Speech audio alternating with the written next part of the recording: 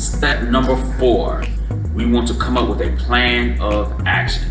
There's a series of questions that you can ask a student to help come up with a plan of action. Again, this is making the student their own risk managers. We want to make sure that they're a part of coming up with this action plan to get that student out of that emotional state or out of that distressed state of mind that they may be in. So, a series of questions that you can ask. What do you want? What have you tried? What else can you do? What can we do right now to calm down? What are you willing to do? What are the pros and cons of that suggestion?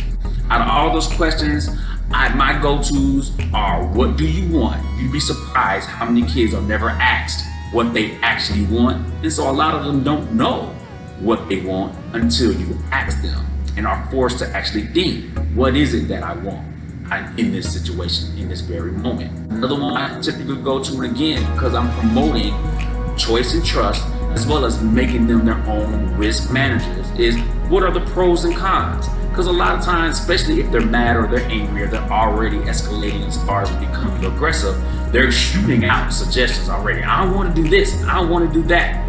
Okay? Let's say you do that. What are the pros and cons of making that choice? And actually have them think that process out. Again, promoting critical thinking for our young people.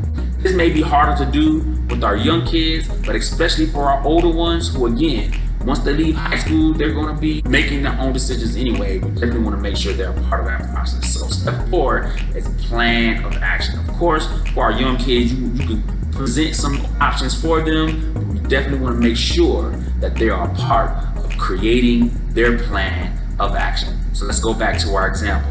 Young Stevie, we hear that your grandmother has COVID-19 and that's making you very, very sad. Do you want to talk to a counselor? Would you like to talk to somebody? Is there a teacher who you would like to speak to? Do you want to come back into the class later? Do you want to have a conversation with your mother? Ask them what they want. What would you like to do in this moment? What would be okay?